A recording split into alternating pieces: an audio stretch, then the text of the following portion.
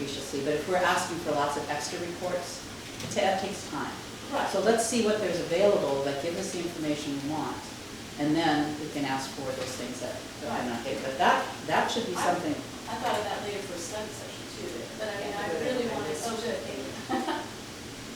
And then If you the want, other we thing. can put things up there too. Okay, and then this is sort of related, but Ann had said that she wanted to sort of know what grants we were applying for. Because you were talking about how everything has strings attached. And it seems like if we're getting money that's optional from grants, we want to know, do this attached strings apply to our mission or not, or are they going to divert us? The answer to that, I think, is that they're, in applying for a grant, they're supposed to fill out a form of how it does address the mission, how it benefits the college. And this is a case where I'm assuming Jane would say that the grants have to go through that kind of process before we apply for it. Because aren't some offered by private institutions? They still have to go through this Yeah, process. there's all And how it relates to the missions, how it's going to benefit students, what is the district's financial input. Okay. But just, you haven't seen that form. Yeah. And I mean, I think that, you know, again, in California, a lot of our funding comes what they call categorical funding.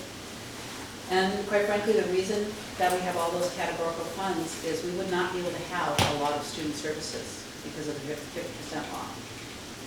It's just, they don't count as all of your funds, of all your unrestricted funds, 50% have to be spent on instruction. And it's not just it's not like instructional administrators, equipment, anything like that. It's just instructor salaries, which is wonderful, but that does not include librarians, counselors, and those are things we have to have in an institution. So that's why categoricals are called restricted, and so they don't count. So I know you've only been here for a short time. You're still trying to learn and get your head around what we're all about. Let's go back a little bit Okay. into this 3.1. Do Do you, from what you've seen so far, do you feel that it appears that we have good performance standards, good measuring tools, to, as they say here, and I'm taking it right out of 3.1, to hold constituents in the institution accountable as it relates to student success and outcomes? I think that with, you know, I mean, the scorecard is kind of a really general, and it takes a lot to make that. Yeah. But I think that we have, there's another thing, I was meeting with the academic senate president from MJC, Curtis. And we were talking about program review. And program review really is at the heart of the institution, because it's not only your academic programs, but every single thing at the institution, even the president's office, the CE, you know, the chancellor's office, everything should be doing, I think it's like every 2 years for CTE programs, every, I don't know, what is it here, 4 years, 6 years for another? I mean, we can, that's something that we can look at. That's a policy that you set. Right. That you want it done every so often. And one of the college where I was, where they had really good program review, was at Moore Park. And Curtis and I are actually going to, I think, get a hold of their academic senate president and talk, because every year everybody did an annual update. And so at that time, it's where they built in, if they saw that they needed to grow and they had to have data to support it, or if something was affecting them and they were lessening, what were they planning on doing about that? And there was even, I mean, there were programs that were sunsetted because they had, their enrollment had dropped, there was no plans, there was no, nothing in sight that meant things were going to turn around. And usually you get programs a year or two to try and, you know, but it gives you a really legitimate reason and data for every single thing that's going on at the institution. And so that's one of the things that we had talked about. Because you said you did program review, but it wasn't really connected to a lot of things. And so that's one of the things that we can look at. I think we need to get a handle on what it is. Again, I think it's really important that what we're looking at is the measures that determine if what we're doing is leading to student success. And it really comes down to how do you define student success? Well, there's really clear definitions of Well, that. true, but, you know, is it just getting an AA within a certain timeline? Is it seeing the person, Yeah. or AS at whatever degree, and they get a job tied to that, or they just get a job where they transfer to a CSU or UC? Right. Part of the complexity of our community colleges is. Right, on and the- I think each community college, geographically, and other data points, has its own individual challenges with respect to student success. Mhm. Because for me, it's easy to shrink the universe down and look at just the classroom and just look at a faculty person. Mhm. Well, Mm. as it relates to student success, specifically to that professor or instructor, what are your measurement standards as you get farther out into the institution? Okay, I think that would be a really interesting study session, because there's so much material available across the nation and in the state.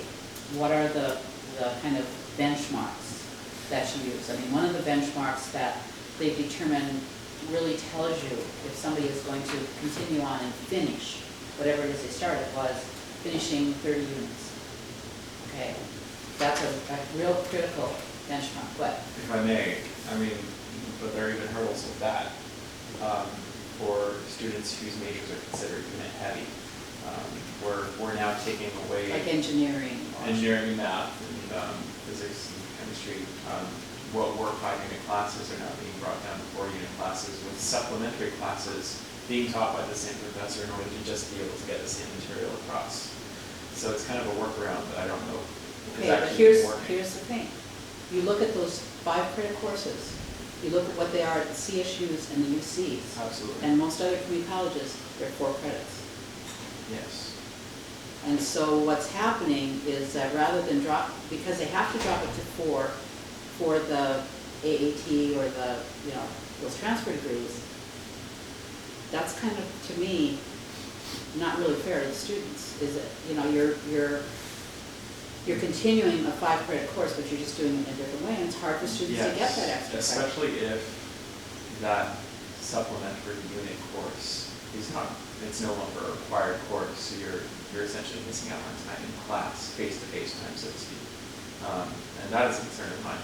Okay, but what if instead of that, you have a strong STEM program? You have the study labs where people get together, and it's like what you do with a TA, because they have people there that can actually is work good. with you. You don't have to get it all in the classroom from that, instructor. That's how it's done at UCs from what I figured, so. Absolutely. It's a good point. To speak to your concern, Mhm. is that students will go to class and they won't always go to study labs. And our students are not the same students that are going directly to the UCs and the CSUs. And some of our students need 5 units. Some of our lower level students, they need the extra time. So the 5-unit thing has been a very... But if you look across the state, by and large, those classes have gone to 4 credits. And a recognition that what you can do outside the classroom really supports what's going on in the classroom. I think one of the best examples is Chaffey College, which has developed these success centers, a math and science success center, and what happens, the faculty actually write it into their curriculum that students have to go and take these, before you get to a certain concept, they decide where are the places that students fail. We lose students when they're coming to a particular concept. Before they cover that concept in class, they require the students, all students, not just students who may be struggling, all of them to go and do either it's a study session or it's something on a computer, whatever, and the increased success is amazing. So there's all kinds of ways we can do it outside of the units, okay? I mean, there's just all kinds of evidence, because quite frankly, the state is no longer allowing us. I mean, I know students used to graduate with 100 degrees, 100 units, 100 degrees, 100 units.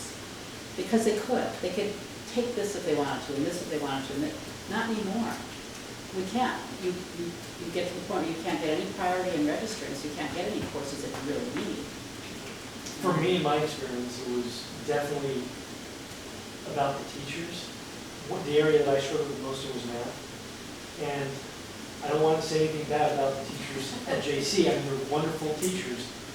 But I ended up going to Columbia to finish my math. And it was night and day. And it was simply because I found the teachers over there who were teaching math were not so aggressive in the way that they graded. And they really made it fun. Did you feel like you weren't getting the material, the same material? I don't understand. No, let's, see I think what everybody hears when they hear. Because it was the same material. Same material, same requirements, exactly. Yeah. High standards, high support. That's where you find the success. Yeah. You maintain the rigor, you have to do that, Right. but you provide the support, and that's. Right, because the material wasn't different. No. It was all just about enthusiasm. Yeah. Really, that's what it was.